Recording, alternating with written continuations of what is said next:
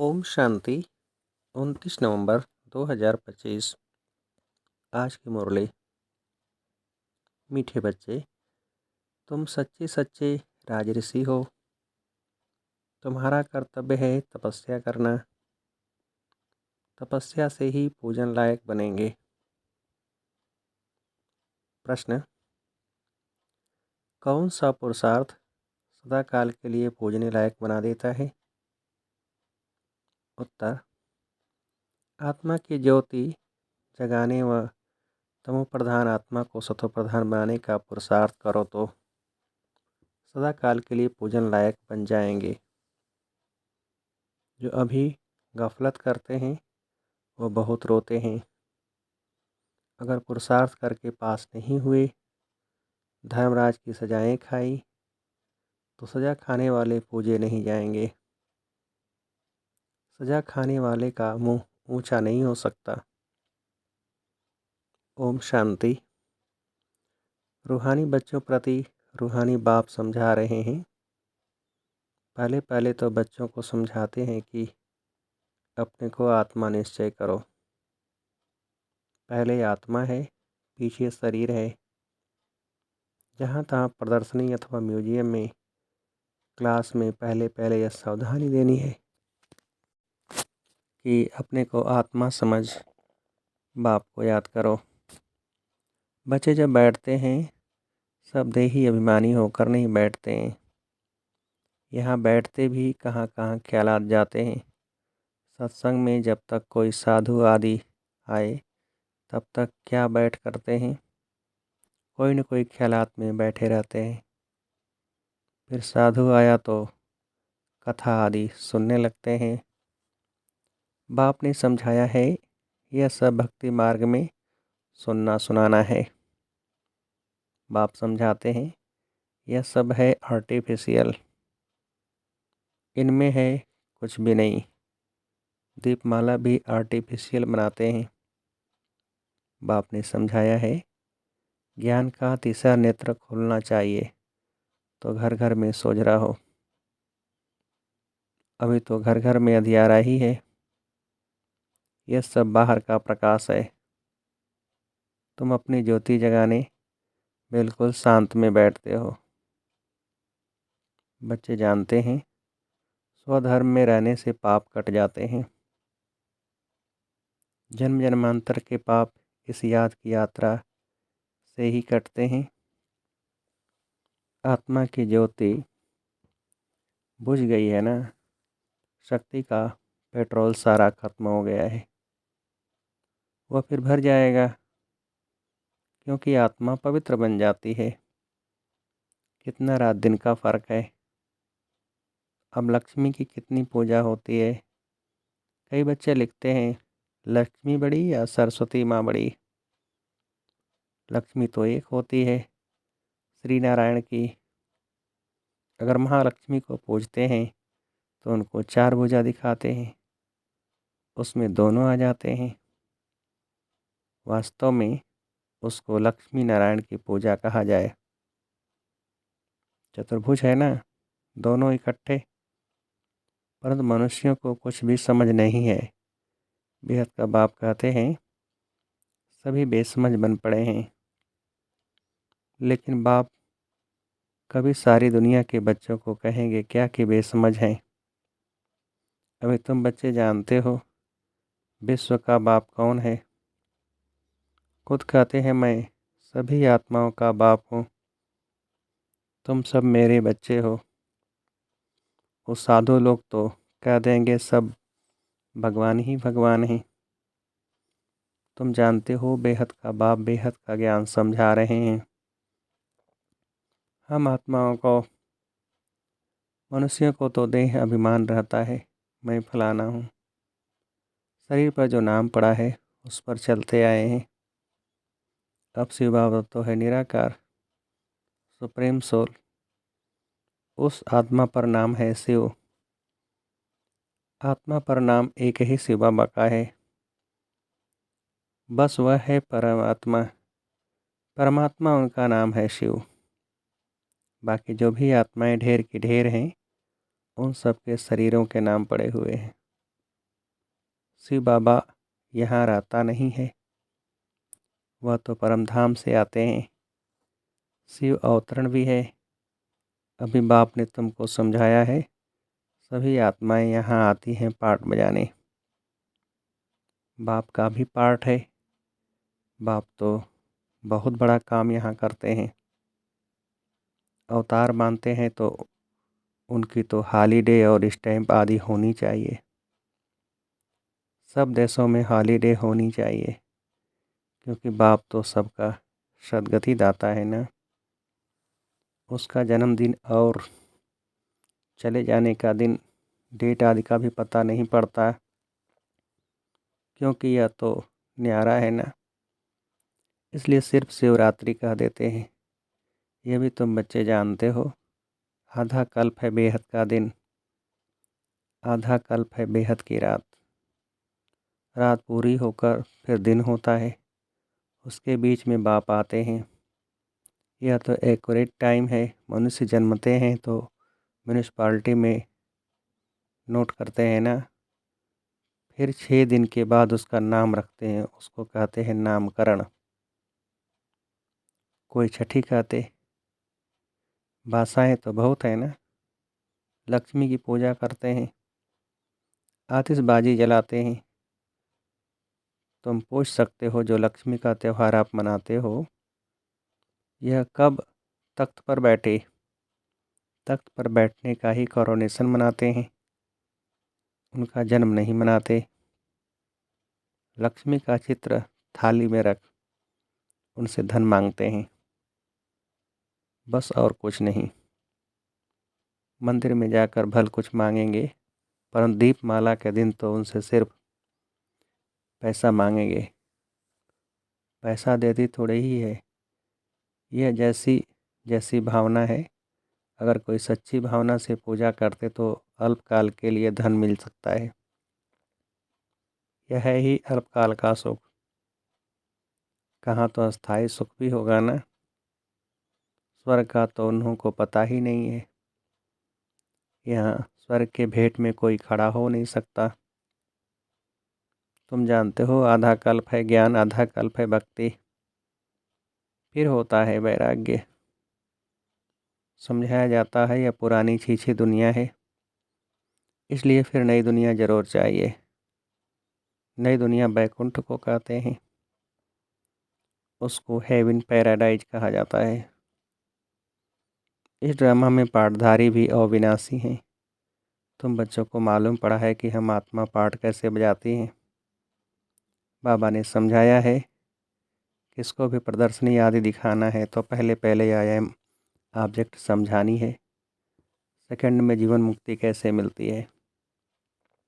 जन्म मरण में तो ज़रूर आना ही है। तुम सीढ़ी पर बहुत अच्छी रीति समझा सकते हो। रावण राज में ही भक्ति शुरू होती है। सतयुग में भक्ति का नाम निशान नहीं होता। ज्ञान और भक्ति दोनों अलग अलग है ना। अभी तुमको इस पुरानी दुनिया से वैराग्य है। तुम जानते हो यह पुरानी दुनिया अब खत्म होनी है। बाप सदैव बच्चों के सुखदाई ही होते हैं। बच्चों के लिए ही बाप कितना माथा मारते हैं। बच्चे के लिए ही गुरुओं के पास जाते हैं, साधुओं के पास जाते हैं। कैसे भी करके बच्चा हो, क्योंकि समझते हैं बच्चा होगा तो उनको मिल्कियत देकर जाएंगे। बच्चा हो तो उनको हम वारिस बनाएं। तो बाप कभी बच्चों को दुख थोड़े ही देंगे। इम्पॉसिबल है। तुम माता पिता कहकर कितनी रड़ियाँ मारते रहते हो। तो बच्चों का रूहानी बाप सबको सुख का ही रास्ता बताते हैं। सुख देने वाला एक ही बाप है। दुख हरता सुख करता एक रूहानी बाप है। यह विनाश भी सुख के लिए ही है, नहीं तो मुक्ति जीवन मुक्ति कैसे पाएंगे। परंतु यह भी कोई समझेंगे थोड़े ही। यहाँ तो यह है गरीब अबलाएं जो अपने को आत्मा निश्चय कर सकती। बाकी बड़े लोगों को देह का अभिमान इतना कड़ा पक्का हो गया है, जो बात मत पूछो। बाबा बार बार समझाते हैं, तुम राज ऋषि हो। ऋषि हमेशा तपस्या करते हैं। वह तो ब्रह्म को, तत्व को याद करते हैं या कोई काली आदि को भी याद करते होंगे। बहुत सन्यासी भी हैं जो काली की पूजा करते हैं, माँ काली का पुकारते हैं। बाप कहते हैं इस समय सब भिखारी हैं, कामचिता पर बैठ सब काले हुए हैं। माँ बाप सब, बच्चे सब काले हैं। यह बेहद की बात है। सतयुग में काले होते नहीं, सब हैं गोरे। फिर कभी सांवरे बनते हैं। यह तुम बच्चों को बाप ने समझाया है। थोड़ा थोड़ा पतित होते होते अंत में बिल्कुल ही काले हो जाते हैं। बाप कहते हैं रावण ने कामचिता पर चढ़ाए बिल्कुल काला बना दिया है। अब फिर तुमको ज्ञान चिता पर चढ़ाता हूँ। आत्मा को ही पवित्र बनाना होता है।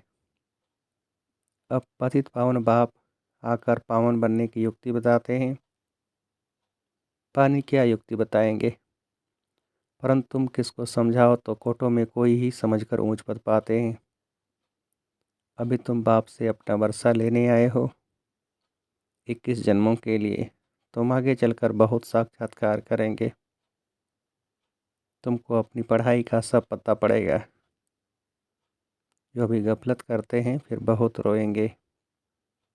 सजाएं भी तो बहुत होती है न, फिर पद भी भ्रष्ट हो जाता है। मुंह ऊंचा कर नहीं सकेंगे, इसलिए बाप कहते हैं मीठे मीठे बच्चों, पुरुषार्थ कर पास हो जाओ। जो कुछ भी सजा नहीं खानी पड़े, तब पूजन लायक भी बनेंगे। सजा खाई तो फिर थोड़े ही पूजे जाएंगे। तुम बच्चों को पुरुषार्थ बहुत करना चाहिए। अपनी आत्मा की ज्योति जगानी है। अभी आत्मा तमो प्रधान बनी है, उनको ही सतो प्रधान बनाना है। आत्मा है ही बिंदी, एक सितारा है, उनका और कोई नाम रख नहीं सकते। बच्चों को समझाया है, उनका साक्षात्कार हुआ है। स्वामी विवेकानंद और रामकृष्ण परमहंस का बतलाते हैं। उसने देखा उनसे कुछ लाइट निकली सो तो आत्मा ही निकलती है। उसने समझा वह मेरे में समा गई।